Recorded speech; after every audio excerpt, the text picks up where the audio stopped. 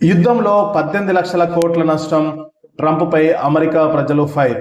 ఇరాన్పై America చేపట్టిన army operation చర్య ఆ దేశ ఆర్థిక వ్యవస్థపై పెనుభారంగా మారుతుంది.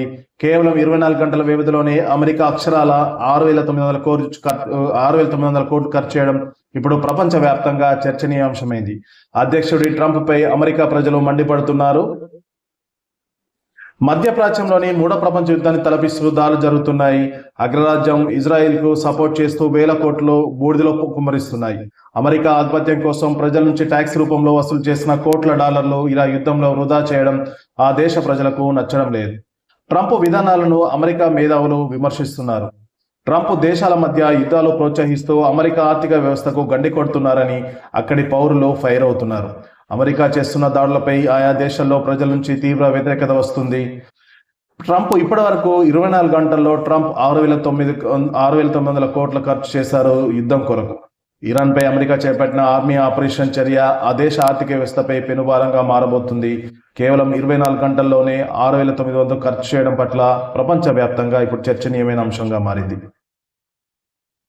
అమెరికా అధ్యక్షుడు ట్రంప్ ఇరాన్పై చేస్తున్న దాడులు అత్యంత ఖరీదైనవిగా మారుతున్నాయి. యుద్ధం ప్రారంభమైన మొదటి రోజునే అమెరికా సుమారు 779 మిలియన్లు వెచ్చించినట్లు నివేదికలు వెల్లడిస్తున్నాయి. ఈ యుద్ధం కనీసం 1 నెల లేదా అంతకంటే ఎక్కువ కాలం కొనసాగే అవకాశం ఉందని ట్రంపే స్వయంగా ప్రకటించడం గమనార్హం.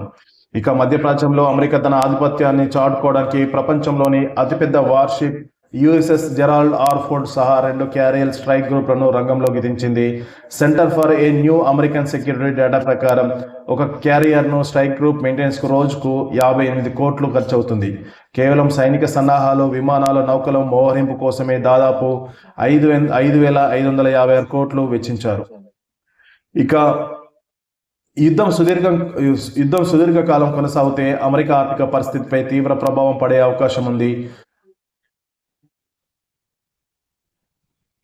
బడ్జెట్ మోడల్ డైరెక్టర్ కెన్ స్మెటర్స్ విశ్లేషణ ప్రకారం ఈ యుద్ధం ఇలాగే కొనసాగితే అమెరికా దాదాపు 210 బిలియన్లు ఖర్చు చేయాల్సి ఉంటుంది. అంటే భారత కరెన్సీలో 18,87,000 కోట్లు ఖర్చు చేయాలి.